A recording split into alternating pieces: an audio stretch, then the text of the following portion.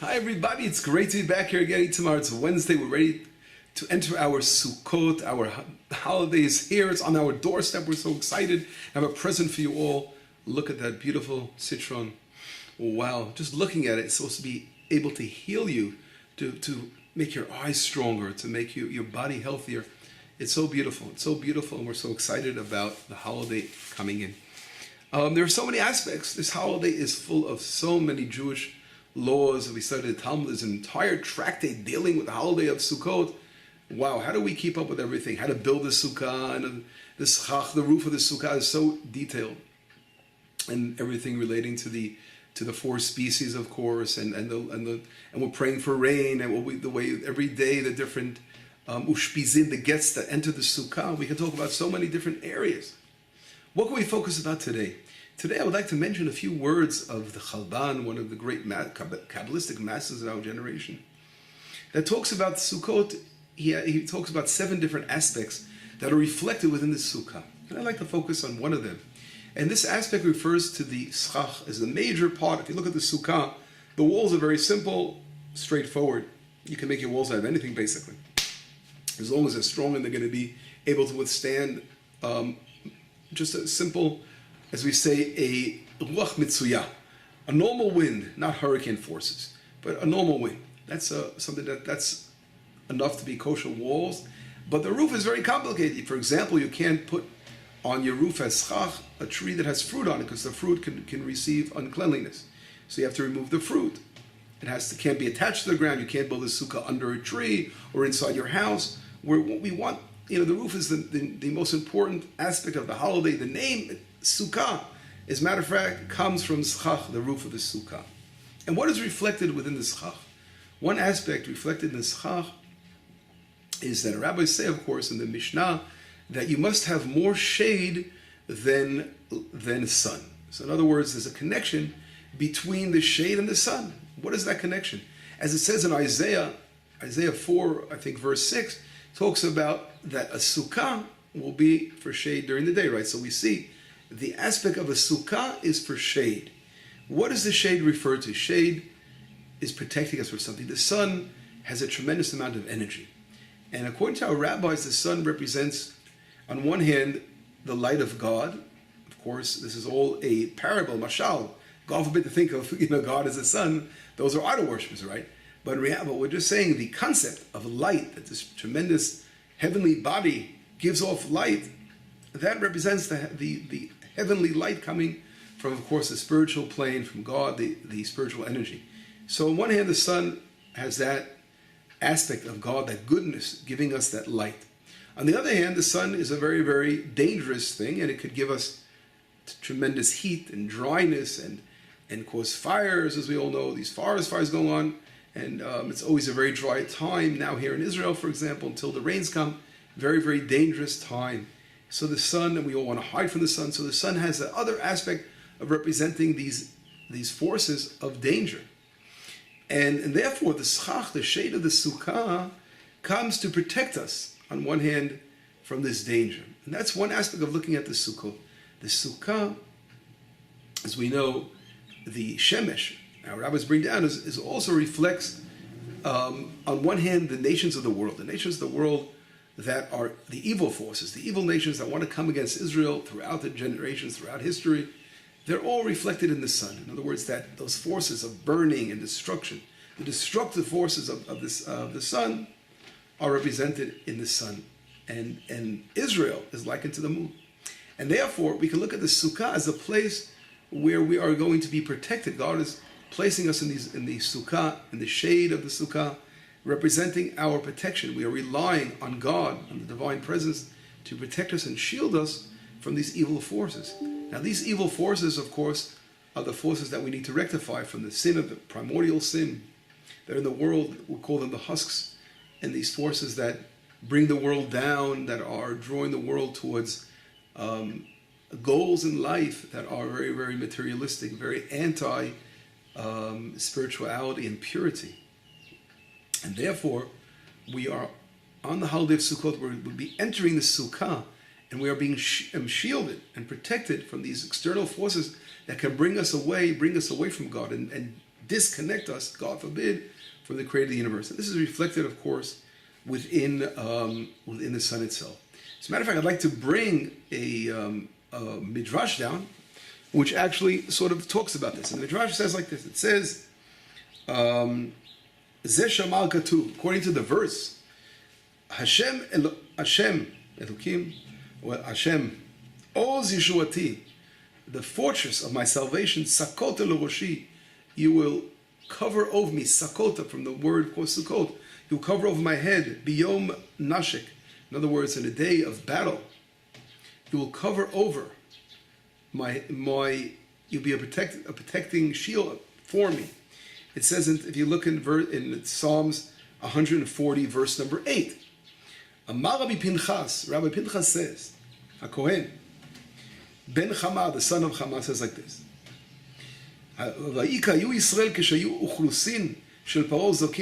he's saying, when the people of Israel, talking about when they were leaving Egypt, they were coming out of Egypt, Paro was shooting at them arrows on the people of Israel. And God covered them over with the clouds of glory, and they covered over them, therefore they weren't able to cause them damage. As it says, your cloud hovers over them. It mentioned again in Numbers, chapter 14, verse 14.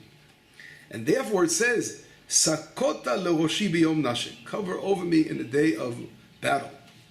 Davar acher, another explanation, Sakota leroshi biyom nashik.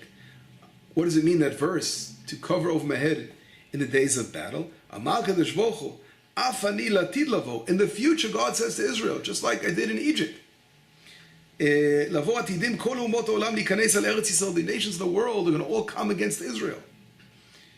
And do war battle against Israel. I will bring all the nations against Jerusalem in battle. What does God do? He goes out into battle against the nations. As it says in Zechariah, we see in chapter 14, verse number 3, God is going to go out into battle against the nations that come against Israel. So we see this aspect from the Midrash. What does it mean to cover over us? To be a sukkah upon the nation of Israel is protecting us from these evil forces that are coming upon us. We also see in the Zohar Kadosh, the famous Rabbi Shimon Bar Yochai, he talks about the mitzvah, the commandment of Kan Sipor. We know that when a mother bird has her little chicks with her, we know the law says you have to first chase away the mother before you take the eggs. And he's referring, the Zohar Kadosh says, bringing this verse from exactly Isaiah saying the sukkah will be a shade to us during the day. What does that mean? In other words, he's just like the mother is protecting those children. So it's the Shekhinah, the divine presence, covering over Israel. He talks about the fact that the efrochim, the chicks, are likened to the myrtle. That's the 3 myrtle branches. And the 2 aravot, which are the willows, all these are efrochim, and the lulav, and the eggs, for example. So in other words, he's trying to compare the species that we're taking on the holiday of Succoth, for comparing it, all these species, to the law of sending away the mother. We're saying or eggs, whatever. So or chickens or eggs. In other words, this whole thing represents that mitzvah. So we see again, that's the whole concept of mother protecting over her children. So if we look and we see this first aspect of the holiday of Succoth, of the schach, representing this protection for us. In other words, we need protection because the sun is very, very dangerous. And when the people of Israel left Egypt, we were like children, just coming out, soft little children, and we needed to be protected. And that's what Hashem gave us from all these nations that wanted to swallow us up way back in the Sukkah. And therefore, Hashem allowed us to grow into the nation. Just like a mother protects her children, we were allowed to grow up and to become the nation of Israel. So this beautiful aspect of protection is reflected in the Succoth of the Sukkah. We see something very interesting. The Sukkah, compared to Passover, the holiday of Passover, where we also remind us of leaving Egypt, because it says the Sukkah was built as a reminder of leaving Egypt. The same way, the holiday of Passover, of course, that's very simple. We all know that's for leaving Egypt. The matzah is a very spiritual food. And, if you look at today in our times, unfortunately, we're surrounded by poisons. We're surrounded by everything we eat. The water we drink and the food we eat is full of chemicals and sprays and pesticides. It's so important to go organic. Thank God, we have organic vegetables, which we're trying to make some changes in our lives and do things more healthy here. But we're surrounded by, again, impurities and poison. And the holiday, the spiritual bread of eating the matzah. Although sometimes you think about it, what do you mean? That's a healthy bread. You get your whole stomach, a big stomach ache eating too much matzah. But in reality, that spiritual, that connection of eating the matzah represents the food we give, the food that we eat. God taking us out of Egypt, giving us the special commandment of eating the bread. In other words, eating healthy. That special bread, healthy. When it becomes a commandment from God to eat something, that's the healthiest thing you can go. That's for sure going to make you healthy. And of course, the Sukkah is another aspect, protecting us from all these external environmental issues out there. Bad things out there, the husks, the klipot, all the poisons in the environment. We're entering a room, we're entering a building, a special Sukkah that's going to give us shade from the external forces and protect us. Just like the food we eat here inside the Sukkah, we are protected in that mansion of a special place. So these two things, leaving Egypt, we had both aspects come upon us. And if we follow this line of the Sukkah defending us, defending the nation from these external forces, and we look in today's time, modern times, we're constant battle for our existence. What's going on in the world, trying to delegitimize the country constantly. Every time we go in the United Nations, what's going on, and constantly, and the nations talking about a Palestinian state and these kind of things.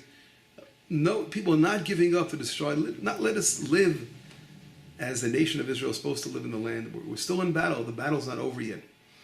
And of course, there are positive changes. We've seen some positive changes that are being sparked by Israel's allies. The United States, for example, has done a tremendous job in the United Nations. But this is part of the battle of evil against the good, and we have to knock out that evil. And Sukkot represents that battle. That Hashem is where they have to have faith, being inside the beautiful Sukkah on the holiday of Sukkot. We're basking in the protection of Hashem from these evil external forces. And all those who understand this concept of what it is to rely on Hashem and the importance of the nation of Israel, the apple of his eye, the chosen people that God chose him to come out and be a light to the nations. The light can come out of the Sukkah only once we are protected and strong and rectify, again, these evil forces out there. And therefore, on the holiday, God willing, in a few hours, we're going to be entering our Sukkah. Let us focus on this beautiful aspect of God, hovering over us, protecting us, being a protective light to us. And God willing, this light and protection will spread out all over to those who stand with God and walk with God. I want you to have a beautiful holiday. And God willing, we'll have time to continue these beautiful essays on the different aspects of the holiday of Sukkot. Chag Sameach, Besorot Tovot, Yeshuot V'Nechamot.